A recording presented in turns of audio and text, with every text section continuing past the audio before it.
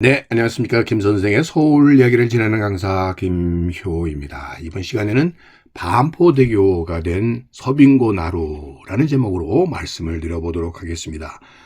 자, 여러분들 이 서빙고 나루터라고 하는 것은 동빙고동에 있었던 나루터가 되겠고요. 사실 한양도성 정남쪽에 위치했었던 나루가 그 특징이 되겠습니다. 이 나루터가 기능을 갖기 시작한 것은 조선 후기 18세기 말로 이렇게 추정을 하고 있는데요. 훈련도감에서 한강도를 관장하면서 소위 진선 6척을 이곳에 처음 배치를 한 이래로 강남 지방과의 내왕 편의를 도모하기 위해서 특별히 이 북쪽에는 일반 여행객들이 묵어가는 관영 여관이었던 이태원이 있어 왔었고, 그 한강 남쪽으로는 지금의 잠원동과 연계가 되는 이렇게 나루였었다고 보시면 되겠고요. 반포대교와 이 잠수대교가 건설이 되게 되면서 그 기능이 상실되었다라고 보시면 되겠습니다. 지금 보시는 것처럼 이 경강의 변화 과정에서 18세기 후반에 8강이라고 해서 8개의 나루터가 발달하게 되고, 그때 나타났었던 것이 두모포, 서빙고, 뚝섬에 해당이 된다고 보시면 되겠습니다. 보시는 것처럼 이 한강진이라고 하는 것은 이미 발달해 있었던 중심적인 3강 중에 하나가 되겠고요. 이때의 서빙 18세기 말에 와서 두모포, 뚝섬 이 세 포구가 나루터가 발달하게 되었다고 보시면 되겠습니다. 그 중에 하나가 바로 이 서빙고가 되는 것이죠. 남산 남쪽에 자리 잡고 있었던 이곳은 그래서 북쪽으로는 이태원, 소위 한강 남산 남쪽에 둔지산 자락을 관통해서 가는 이 길을 통해서 이태원이 중요한 숙소의 구실을 하면서 남쪽으로는 상림, 지금의 잠원동과 연계되었었던 포구가 서빙고라고 보시면 되겠습니다. 자, 그러다 보니까 이 서빙고로부터 이태원을 거쳐서 남대문으로 들어가는 루트가 나타나기도 했었고요. 또 한편으로는 이 동제기 나루 쪽으로 해서 오늘날의 용산 지역의 이 와연이라고 하는 곳을 외고지 소위를 통해서 가는, 그래서 일찍부터 이곳에 기와를 굽는 관할하던 와서와 와굴현이라고 하는 고개가 있어 왔었다라고 해서 지금도 와고개, 외고개 이런 명칭이 지금까지 전해져 온다고 보시면 되겠습니다. 자, 이렇게 일본군 기지로 바뀌어 나가기 전에 있었던 곳이 바로 이 외고개에 해당이 되고, 기와를 굽었다고 해서 외세마을, 외세안마을 이런 명칭으로도 붙여왔었고, 이것이 와서마을에서 외세마을을 거쳐서 또 와현이 외고개로 이렇게 바뀌어 나가게 되었다고 보시면 되겠습니다.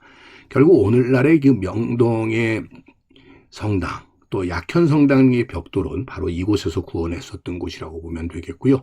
오늘날 국군 중앙성당이 있는 자리가 바로 외국의 성지로, 특별히 이 순교자들이 매장되었었던 성지로서 중에 하나로서 이렇게 지금까지 순교 성지로서 조항되고 있는 공간에 해당이 된다라고 보시면 되겠고요. 그런 의미에서 외래 문화로서 전해지는 붉은 벽돌에 의해서 이루어지게 되는 마을, 이것이 바로 이 외곡의 외세 마을이었다라고 보시면 되겠습니다. 한편으로 이 서빙고는 일찍부터 이곳에 얼음 창고가 있어 와서 특별히 궁중과 백관들을 사용했었던 얼음이 이곳에 보관이 된 서빙고 터에 해당이 되겠는데요. 특별히 관영빙고와 민영빙고 중에서 관영빙고로서 특별히 관리되었었던 것이 바로 이 동빙고와 서빙고가 되겠고요.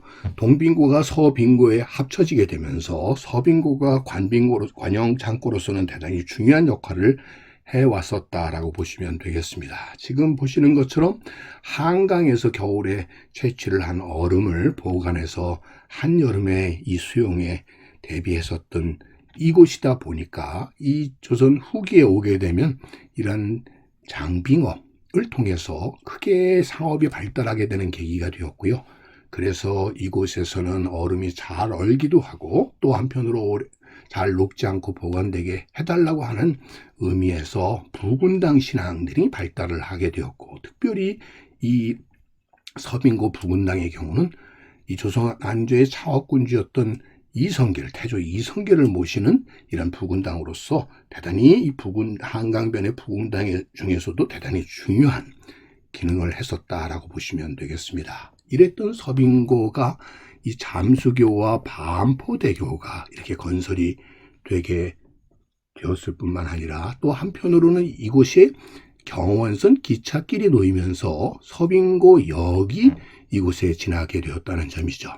그 결과로 오늘날의 이것처럼 보시는 것처럼 잠수교와 반포대교가 연결되면서 결국 나루터의 기능도 상실하게 되었고, 또 한편으로는 이곳 자체가 소위 중요한 철도 운송의 거점으로 이렇게 자리를 잡게 되었고, 그렇게 된 배경에는 이 용산 일대의 일본군 기지가 건설이 되게 되면서 더욱 그러하게 되었다라고 보시면 되겠습니다. 그러다 보니까 다른 역보다도 지금 보시는 것처럼 많은 유치선들이 예비 선로가 놓여져 있는 곳이 서빙고가 됐던 것이죠. 그래서 서빙고역은 다른 일반 역과는 다르게 많은 이렇게 유치선들이 놓여져 있는, 그러다 보니까 군수물자의 소위 운송의 중요한 거점으로 자리 잡게 되었고, 지금도 미군 부대의 소위 수송을 담당하는 수송부대와 이 서빙고역이 연계되게 됐던 것도 그러한 일이라고 보시면 되겠습니다. 그래서 용산 미군기지의 별칭으로 캠프 서빙고라고 하는 명칭이 쓰여지게 되었고, 또 한편으로는 이것이 수송기지와 서빙고역이 나타나게 되면서 일반 역보다는 훨씬 규모가 큰 서빙고역이 오늘날까지 남게 되는 계기가 되지 않았나 싶습니다. 자, 조선시대의 이래로 이렇게 한강을 통한 또 새롭게 철도와 같은 육상교통의 거점으로 부상을 하게 되어서 오늘날에 이르게 되었었던 바로 이 서빙고와 관련되어서 반포대교가 된 서빙고 나루를 통해서 오늘 소개해 드렸습니다.